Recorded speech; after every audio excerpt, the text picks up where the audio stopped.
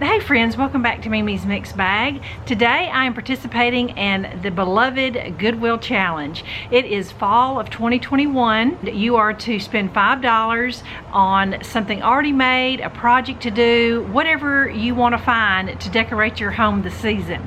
And I'm a veteran participant. This is going on at least like 5+ years, and I was so glad Hilary decided to bring it back.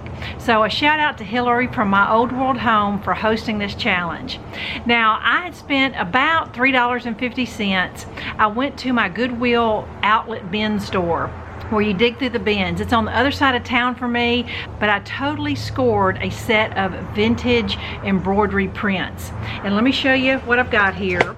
They were professionally framed and matted. I just thought they were gorgeous. Here's one that's kind of got the sunflower in the basket, and then here's another one that's got more colorful fall flowers.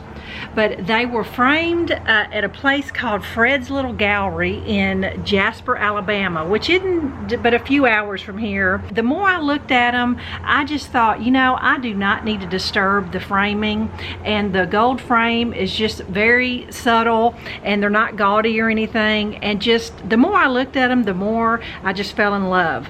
And with it being in the outlet bin store, I got both of these for right at $1. I mean, the work involved, you know, this needlework is such a dying art, and I just thought it would be beautiful to find somewhere to hang those this fall. Now, the next thing is just a little DIY project that you can take this idea, because all the dollar stores sometimes have the cutest little seasonal platters.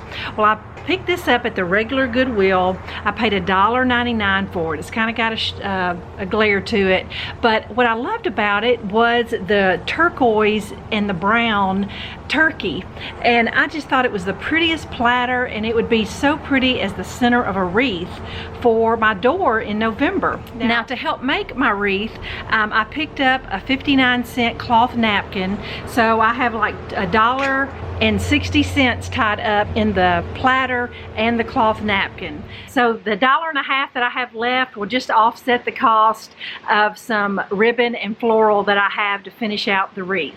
I'm going to take you to my work table and show you how to make this cute little platter wreath. All right, what you're looking at here is a piece of scrap cardboard. I laid my platter down and just traced the bottom of it. I moved it out of the way, and I found something a little bit bigger circle, laid it on top, and traced a second bigger circle. I'm going to cut the center circle out, and I'm basically going to have a cardboard donut. And I just kept kind of nipping away at it until my platter would fall down in the little center hole pretty nice and snug. All right, and since my piece of cardboard is a true piece of scrap, I'm going to have to strengthen mine up a little bit. I'm going to use some duct tape in some of the places where it's folded just to make it a little stronger.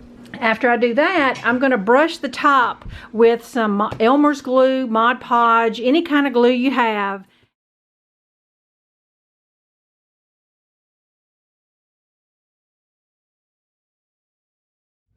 All right, I laid my napkin on top. I'm going to let it sit for about 15 minutes just so that it will secure it enough so the napkin doesn't slip and slide when I get ready to start trimming it up. Now, I went ahead and cut the corners off of all 4 corners of the napkin, and I've left myself a good inch or more so that I can turn it around to the back. To do the same thing with the center. I'm going to cut the center napkin out and leave myself a good inch or more edge so that I can turn it to the back. All right, now anytime you're covering fabric on a curve, you need to make some little stress slits, is what I call them. So about every 2 inches, I'm going to cut the fabric as close to the cardboard as I can without it showing from the front. Now here on the sides, I'm just going to flip it over, and I'm just going to hot glue one flap at a time, and it will make the fabric a lot smoother on these curves. I'm going to flip it over here now, and I have my smooth covered fabric ring. All right, now I'm going to slip my platter in the center, and I may have to secure it on the back a little bit. Now if you have a glass door, you might need to put some felt or something on the back of your cardboard ring just so it looks a little more finished. But I'm going to secure my platter inside my ring.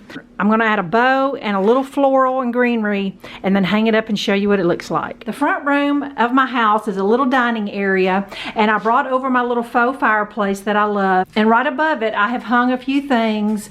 I love my harvest sign and my little chippy board that I usually change out seasonal wreaths, but I decided to put the 2 needle point on each side. I think all the colors coordinate, and I loved the mix and match look of gold and wood and chippy and all that.